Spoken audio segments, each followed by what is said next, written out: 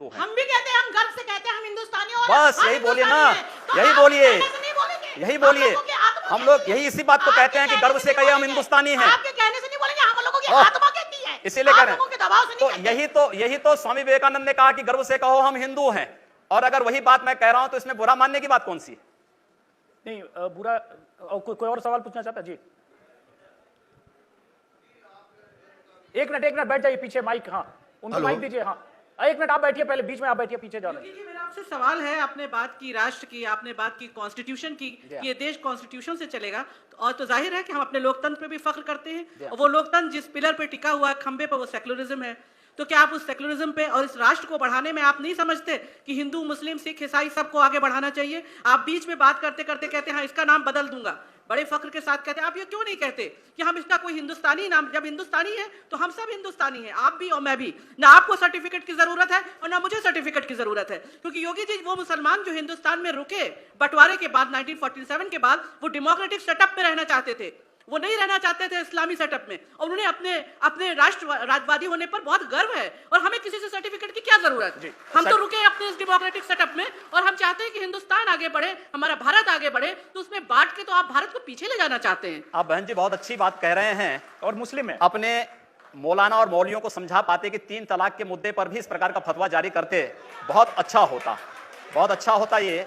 और मैं इस बात को विश्वास के साथ कह सकता हूं कि इस प्रकार की कोई भी ऐसी चीज नहीं है। मैं क्षमा चाहूंगी, मुस्लिम औरतों के तलाक का मुद्दा आपका मुद्दा नहीं है, मेरा ये हम मुद्दा लोगों नहीं, का मुद्दा ये है। देश का मुद्दा है। आप पूरे देश की महिलाओं देश का मुद्दा है। आप पूरे देश की महिलाओं के आरक्षण की बात करिए, उनको राज्यसभा में, विधानसभा में अरे वो मिल ही जाएगा, विवेकानंद जी वो ने तो कहा मिल ही था, जाएगा। मुझे दुख होता है कि लोग धर्म को व्यापार बना रखा है। जिस ये तरह व्यापार व्यापारी नहीं है। अपने लाभ और हानि के लिए लड़ता है, इसी तरह धर्माचार अपने प्रचार के लिए लाभ और हानि में लड़ते हैं। ये जो है ये व्यापार नहीं है। मुल्ला और मौलवियों को समझाई कि 3 तलाक के मुद्दे पर फतवा जारी करें और एक बड़ी मुस्लिम आबादी को न्याय दें। बड़ी कृपा होगी आप लोगों की, आप जैसे प्रगतिशील मुस्लिम महिलाओं की आवश्यकता है इस देश को।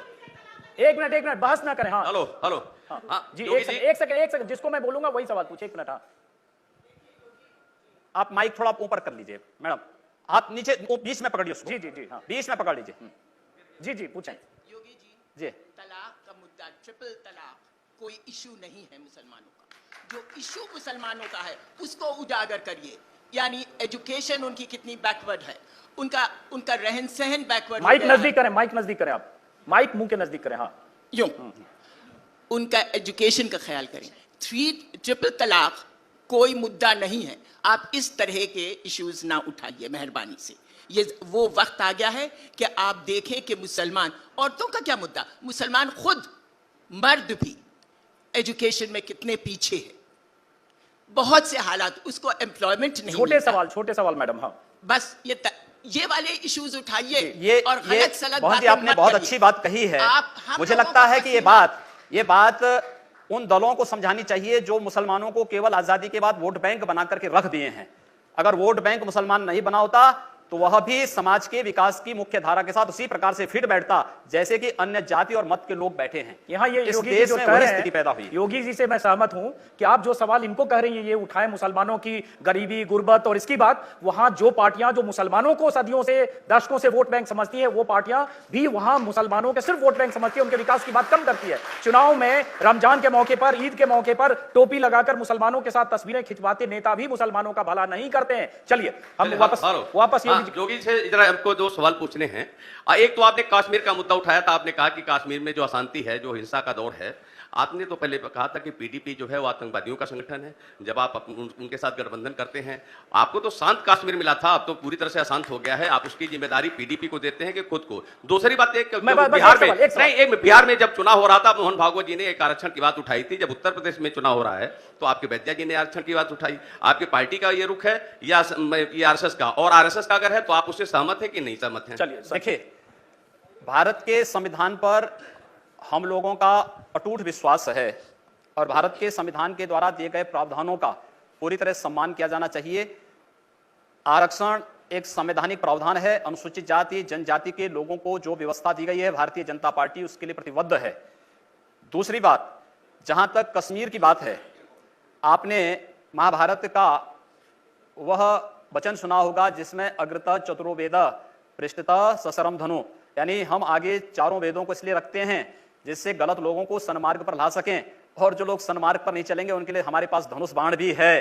तो ये इस बात को बताता है कि हम बातचीत से जो लोग मुख्य धारा से भटके हैं, लोकतांत्रिक प्रक्रिया के साथ जुड़ना चाहते हैं, पीडीपी को उसी के तहत हम लोगों ने जोड़ करके एक राजनीतिक स्थिरता के लिए कश्मीर, जम्मू कश्मीर के अंदर सरकार दी है। और आने वाले समय में भी जम्मू कश्मीर के अंदर वे सारे कार्य होंगे जो भारतीय जनता पार्टी के इलेक्शन मैनिफेस्टो में पहले था। चलिए आरएसएस का है, बीजेपी का नहीं है। भारतीय जनता पार्टी आरएसएस का है, बीजेपी का है कि नहीं? देखिए, वैद्य जी ने अपनी बात को साफ कहा कि हम मजहबी आरक्षण के खिलाफ हैं, संविधान द्वारा अनुसूचित जाति जनजाति को दिए जाने वाले आरक्षण के खिलाफ नहीं है। मजहबी आरक्षण देश के लिए खतरनाक है, इसको पूरी तरह प्रतिबंधित किया जाना चाहिए, इसकी मांग नहीं उठनी चाहिए। रुचि, आपके समर्थक कहते हैं कि अगर यूपी में रहना है तो योगी योगी कहना है, इसका नारे का क्या मतलब है? और ये डराने वाला नहीं है? अरे भगवान कृष्ण ने भी कहा था कि तस्माद योगी भव अर्जुन, अर्जुन को कहा अर्जुन योगी बनो।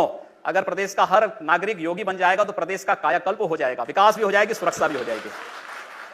योगी आदित्य, एक मिनट जी, अरे योगी जी, एक मिनट, एक साथ सब लोग मत बोलिए प्लीज। हाँ, इनको दीजिए। हेलो, मेरा नाम रत्नेश चंद्रा है। आपसे एक सवाल यह है कि हमारे भारत देश की नींव अखंडता, यूनिटी इन डाइवर्सिटी, चाहे संविधान हो उसमें सब में लिखा हुआ है। क्या आप कभी कोई ऐसा कदम उठाएंगे जिससे हिंदू मुसलमान एक साथ होकर भारत देश की प्रगति में कुछ कर सकें? ये बड़ा गंभीर सवाल है। हमारे द्वारा उठाए जाने वाला हर कदम यूनिटी के लिए है, इंटीग्रिटी के लिए है, और इस देश के एक अच्छे फ्यूचर के लिए है, और वह कार्य भारतीय जनता पार्टी कर रही है। चलिए, बहुत बढ़िया। अब इस पे मैं क्या कह सकता हूं? योगी जी ने कह दिया कि जो कुछ बोलते हैं यूनिटी के लिए बोलते हैं, जो कुछ करते हैं यूनिटी के लिए करते हैं। पश्चिमी उत्तर प्रदेश में पलायन की बात करते हैं, यूनिटी के लिए करते हैं। गोरखपुर में मियां बाजार को माया बाजार, उर्दू बाजार को हिंदी बाजार, ये सब यूनिटी के लिए करते हैं। लेकिन चलिए, योगी जी हैं, अपनी बात करें। योगी आदित्यनाथ, एक बार फिर एक सेकंड फिर सवाल ये उठता है कि मैं जानना चाहूंगा, इस बार मैं चाहूंगा थोड़ा दिल खोल के बताएं कि आप पूर्वी उत्तर प्रदेश में जितने लोगों को, अपने कार्यकर्ताओं को, अपने उम्मीदवारों को, अपने नेताओं को, जितने लोगों के लिए टिकट चाहते थे, क्या उन सबको टिकट मिल पाया? कितने लोगों को टिकट चाहते थे? मैंने किसी के लिए कोई टिकट की मांग नहीं की। एक फाइनल सूची में मैं स्वयं भी बैठा हुआ था, और जो भी कार्यकर्ता हमारी मेरिट में खड़ा उतरता था, हम लोगों ने प्रयास किया कि उसको टिकट मिले, और टिकट उन लोगों को दिया गया है। हम लोगों ने कार्यकर्ताओं से अपील की है, सबको जिताने की व्यवस्था करिए। कार्यकर्ता जीतेगा तो भारतीय जनता पार्टी जीतेगी, भारतीय जनता पार्टी जीतेगी तो प्रदेश में सुरक्षा और विकास होगा। तो ये आपके जो खास सुनील सिंह हैं, जो हिंदू कोई युवा मतलब वाहिनी के प्रदेश अध्यक्ष, ये सब बाहर किए जा चुके आपके हैं। दायां हाथ हैं। मेरा कोई दायां और बायां नहीं, मेरा सारा समाज मेरा दायां बायां है। तो सुनील सिंह जो उम्मीदवार कुछ खड़े कर सकते हैं क्या? सब वापस हो चुके हैं। तो मतलब जितने उम्मीदवार आप चाहते थे उतने मिल गए? आप मेरा या कोई ना ख्वाहिश मिला ही तो भी नहीं आप खुश थी। हैं? भारतीय जनता पार्टी के और उनके सहयोगी दलों के 403 विधानसभा क्षेत्रों का हर कार्यकर्ता मेरा कार्यकर्ता है, हर उम्मीदवार मेरा उम्मीदवार है। चलिए, ये थे सर एक मिनट आखिरी खत्म करना पड़ेगा। एक सवाल कॉन्फ्रेंस होती थी गोरखपुर में, जो योग पे होती थी, पिछले 3-4 साल से वो ऑर्गेनाइज नहीं की गई है। तो क्या आप योगी आदित्यनाथ